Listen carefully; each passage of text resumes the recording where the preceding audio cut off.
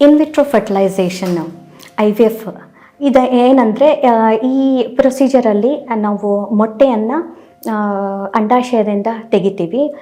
ಈ ಮೊಟ್ಟೆಗಳನ್ನು husband sperm ಜೊತೆ ವೀರ್ಯ ಜೊತೆ ಸೇರಿಸಿ ಫರ್ಟಿಲೈಸ್ ಮಾಡ್ತೀವಿ. ಫರ್ಟಿಲೈಸ್ ಮಾಡಿಬಿಟ್ಟು ಭ್ರೂಣವನ್ನು ಎಂಬ್ರಿಯಾಲಜಿ ಲ್ಯಾಬಲ್ಲಿ ತಯಾರು ಮಾಡ್ತೀವಿ.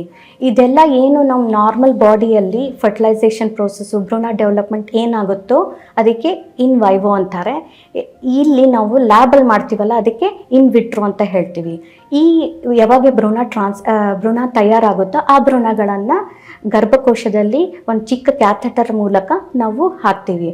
ಅದಕ್ಕೆ ಎಂಬ್ರಿಯೋ ಟ್ರಾನ್ಸ್ಫರ್ ಅಂತ ಹೇಳ್ತಾರೆ. ಈ ಪ್ರೊಸೀಜರಿಂದ ಮಕ್ಕಳು ಹುಟ್ಟಿದವರೆಗೆ ಟೆಸ್ಟ್ ಟ್ಯೂಬ್ ಬೇಬೀಸ್ ಅಂತ ಹೇಳ್ತಾರೆ.